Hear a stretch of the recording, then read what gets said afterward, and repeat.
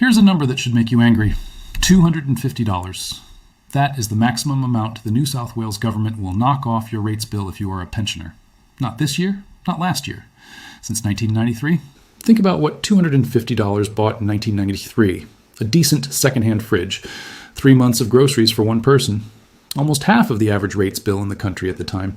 Today, that same $250 covers what percentage of your rates notice? For most pensioners, somewhere between 5 and 15%, and falling every single year. While that number sat frozen, your rates bill did not. It doubled. In some council areas, it tripled. Politicians kept renewing the same concession, year after year, decade after decade, as if nobody would ever check the paperwork. We checked it. And in the next 20 minutes, we are going to show you exactly what that freeze has cost you, why it happened, and what almost nobody in your position knows they are entitled to do about it. If you are on the age pension, or you know someone who is, this is not a video you can afford to skip, because the gap between what governments promised pensioners in 1993 and what they are actually delivering in 2026 is not a rounding error. It is one of the quietest financial betrayals happening to older Australians right now, and it is sitting inside an envelope on your kitchen bench. Here's what we are covering today. First, we are going to walk through exactly how the pensioner rates concession works, so you know precisely what you're supposed to be getting and from where. Second, we are going to run the real numbers on what $1993 are worth today, and compare that against what your rates bill and your pension income actually look like in 2026. Third, we are going to sit with real stories, people whose weekly budget now runs on counting individual pieces of fruit, so this stops being an abstract policy discussion and starts being what it actually is, a lived reality for hundreds of thousands of older Australians. And finally, we are going to cover the mistakes pensioners make that cost them money they were legally entitled to keep.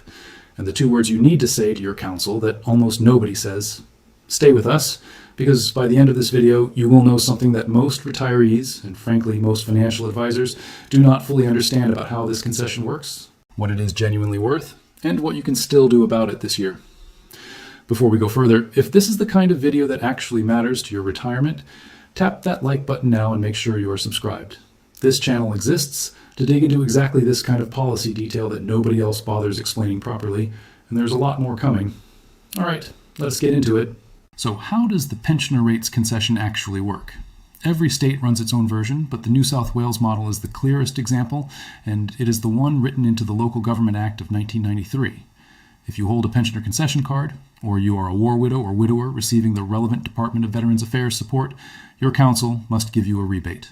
The legislation says the rebate should be equal to half of your ordinary rates, 50%.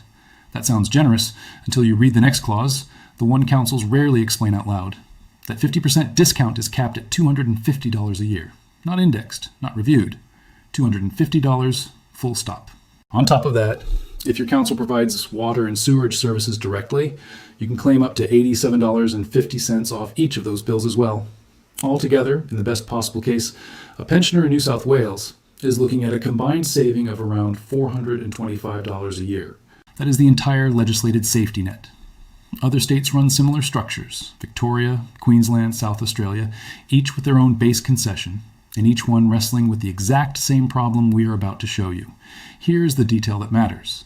The 50% figure was written in an era when the average residential rates bill sat somewhere around $400 to $500 a year.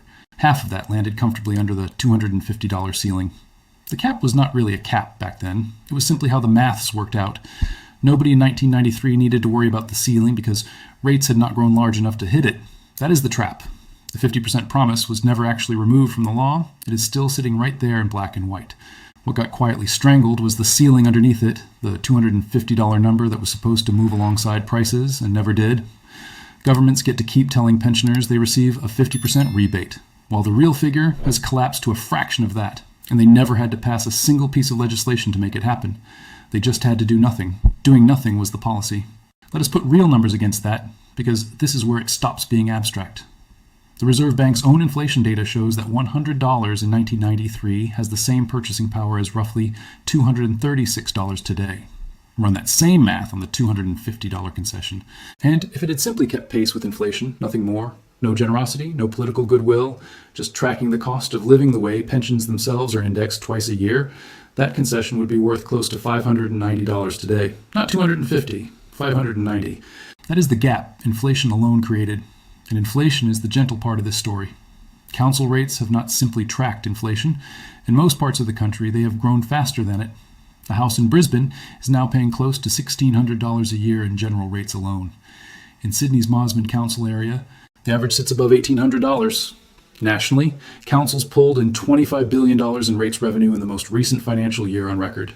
And that figure keeps climbing every single year, while the concession sitting on top of it has not moved once in 33 years. Here is a way to picture it. Imagine your rates bill in 1993 was $500. The 50% concession, capped at $250, covered the whole thing. You paid nothing. Now picture that same property today. Rates have followed the national trend and climbed to somewhere around $1,800. 50% of that is $900. But the cap has not moved. You're still only allowed to claim $250. You are now personally covering the other $650 that the original 1993 promise was supposed to protect you from. That is not a policy adjustment. That is a promise being quietly hollowed out from the inside, while the wording on the page stays exactly the same. Now let us bring the pension itself into this picture, because the concession does not exist in isolation. It exists against a fixed income that is meant to cover everything. As of March 2026, the full single-age pension sits at $1,290 a fortnight, working out to a little over $31,000 a year, including supplements. That is the entire annual income for a huge number of Australians who own their home outright and have nothing else coming in. Take an average rates bill of somewhere between $1,800 and $2,500, subtract the $250 concession, and you are left with a single, unavoidable line item that eats somewhere between 5 and 8% of that person's entire annual income. Compare that to somebody on an average full-time wage of around $90,000, paying that same $1,800 rates bill. For them, it is 2% of income. For the pensioner, it is 3 to 4 times that share, out of an income that already has almost nothing to spare in it. This is the part where I need you to stop thinking about this as somebody else's problem. If you're on the pension right now, you already know what this squeeze feels like every quarter. If you are not on it yet, but you are approaching retirement, this is the exact bill that is waiting for you the day your regular income stops and your fixed income starts. And if you already own your home outright and think you are protected because there is no mortgage hanging over you, understand this clearly. The rates notice does not care whether your house is paid off. It follows you regardless. There's also a joint ownership detail that trips people up. If you own your home with a partner and only one of you holds a qualifying concession card, most councils still allow the rebate to apply to the whole property. But the moment you add an adult child or another relative onto the title, even for reasonable estate planning reasons, some councils reduce or disqualify the rebate entirely because the property is no longer considered solely occupied by an eligible pensioner. Families make this change all the time to simplify inheritance with absolutely no idea it can quietly cost them their rates concession the very next billing cycle. Let me open a second loop here, because there is something even more frustrating buried in how this concession gets applied, and we will come back to it properly in a few minutes. The $250 figure is not even guaranteed to be automatic. In a number of council areas across the country, pensioners are still required to apply for it manually every single year. And thousands of eligible people are missing out simply because nobody told them the paperwork exists. Hold on to that, because when we get to the mistakes section later in this video, that single detail alone could be worth hundreds of dollars to you. It is worth being fair here, because this is not identical everywhere in the country, and the differences actually prove the point rather than undermining it. In Victoria, the state government rebate is also 50% of your rates, but the ceiling is not frozen the way New South Wales has left it. It sits at $266 for the current financial year, and it moves slightly most years because Victoria applies a form of annual indexation to it. Melbourne City Council then adds its own additional 25% on top, up to a similar cap, which means a Melbourne pensioner can end up with a combined reduction close to $595 when you include the linked fire services levy rebate. In Queensland, the state pensioner rate subsidy is a flat 20% capped at $200, and individual councils then layer their own local concession on top of that, which is why a Sunshine Coast pensioner on the maximum pension can claim up to $343 from council alone, separate again from the state contribution. Notice what that comparison actually tells you. Every state has effectively admitted, through its own policy design, that a single fixed number cannot sit still forever, which is exactly why several of them attach some form of movement or layering to their base concession. New South Wales is the one state that took the 50% promise from 1993, welded the $250 ceiling to it, and then genuinely never touched it again. Not a small increase, not a token adjustment tied to CPI, nothing. For 33 straight years. That is not simply a national trend of concessions lagging behind cost of living, which would already be bad enough. That is one specific state government choosing total stillness while every other cost around that pensioner kept moving. Let us make this real, because numbers on a page do not capture what this actually does to a person's week. Picture a woman we will call Noreen. 71 years old, lives alone on the Sunshine Coast hinterland in a modest 3-bedroom home she and her late husband paid off years before he passed. Full-age pension, no other income. Her rates notice this year landed at $2,100. After the pensioner concession, she is still finding $1,850 from an annual income of just over $31,000.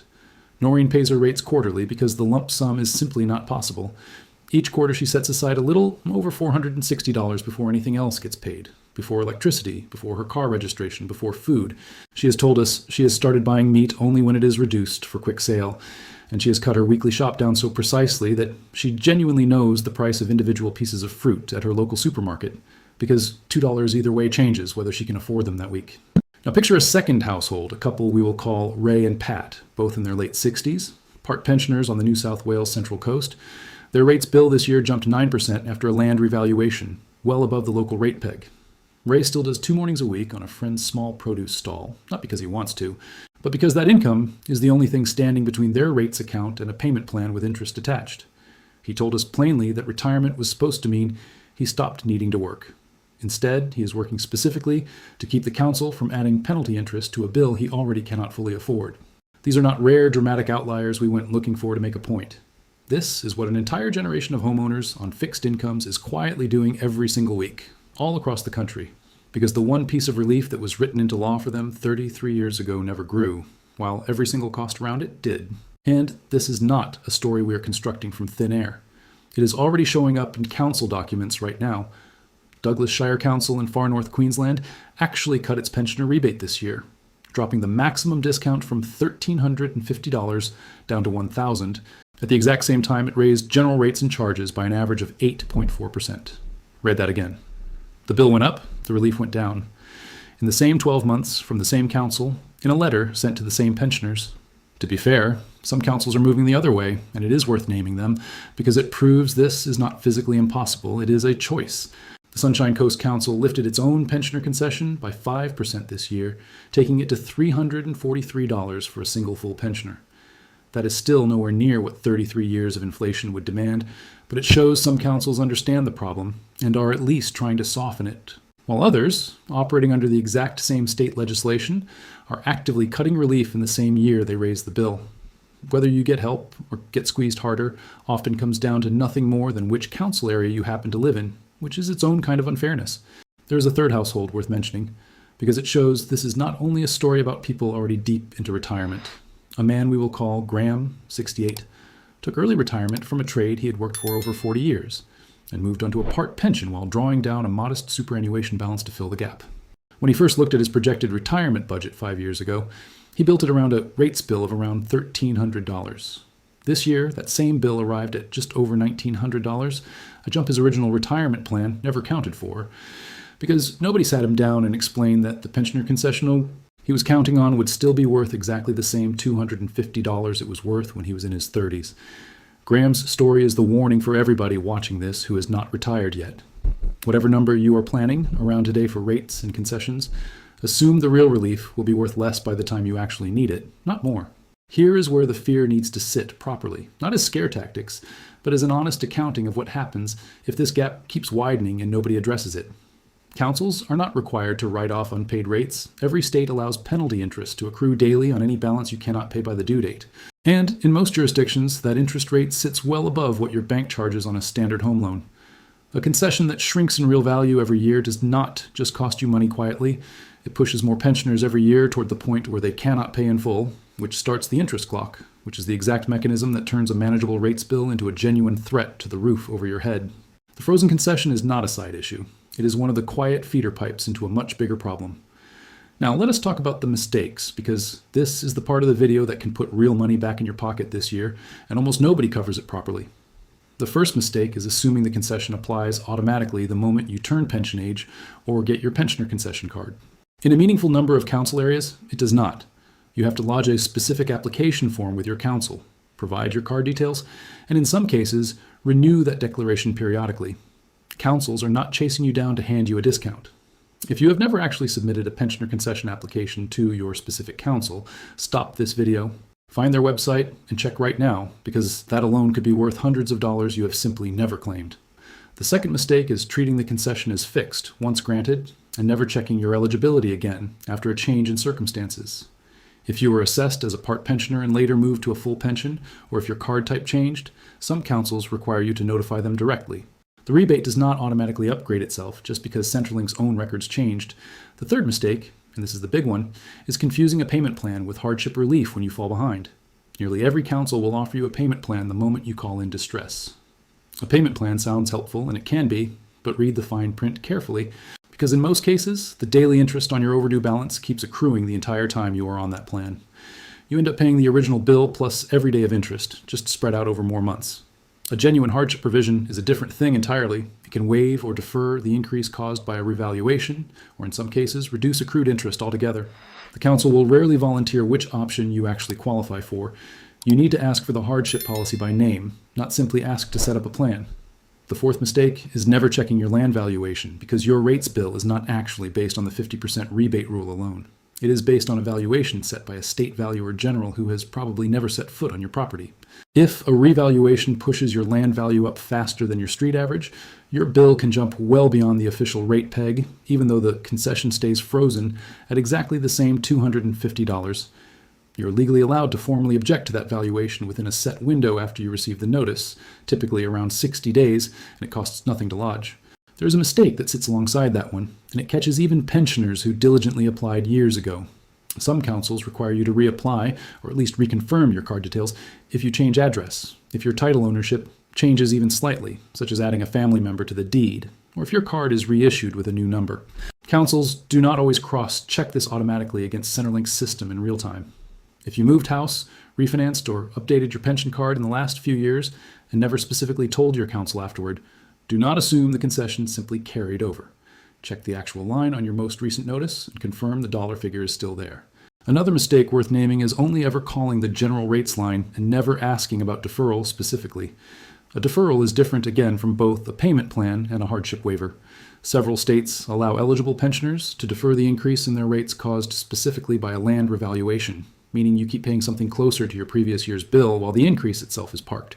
Sometimes permanently, sometimes to be recovered later from the eventual sale of the property. This option exists precisely so that a single bad valuation year does not force somebody out of a home they have lived in for decades. Councils rarely lead with this option because it costs them cash flow in the short term, so you generally have to be the one who asks for it directly, using that word, deferral. The fifth mistake is silence. If you know a bill is coming that you cannot meet, the single worst thing you can do is say nothing and hope it resolves itself. Every council we have looked at treats a documented proactive contact completely differently from an account that has simply gone quiet and started accumulating interest in the background. A phone call this month before the due date costs you nothing and changes what options are actually available to you later. So here is what we would genuinely encourage you to do this week, and every part of it is free. Confirm with your own council, by name, whether your pensioner concession is currently being applied and at what amount, because the figure varies council to council, and yours may already be higher than the bare New South Wales minimum. Pull out your last two rates notices and calculate what percentage of your actual pension income that bill represents, because seeing that number in black and white changes how urgently you treat it. Ask your council directly for their hardship policy, by that exact name, not simply for a payment plan. Check the land valuation printed on your notice against what similar properties on your street are genuinely selling for, and if it looks inflated, lodge an objection inside the window given. And if you are already behind, call the National Debt Helpline before you call your council, because going into that conversation with a documented plan behind you changes what your council will agree to. To bring this back to where we started, $250 was never a small number in 1993. It was written as genuine, meaningful relief for people who had worked their entire lives and were meant to spend retirement without a rates bill quietly eating into a fixed pension. Nobody repealed that promise. Nobody voted to shrink it. They simply left the number exactly where it was and let 33 years of rising costs do the rest of the work for them. That is not an accident of policy. That is what policy neglect actually looks like when you follow the numbers all the way through. Now, if your rates bill has been climbing faster than the official cap your council is supposed to be working under, that is not a coincidence either, and it comes down to exactly how land valuations get set behind the scenes, and why the cap you keep hearing about barely protects your individual bill at all. We have broken down precisely how that mechanism works, and what you're still allowed to do about it in another video on this channel. Go and watch that one next, because between the frozen concession you just learned about here and the valuation mechanism explained there, you will understand more about your own rates notice than most councils actually want you to.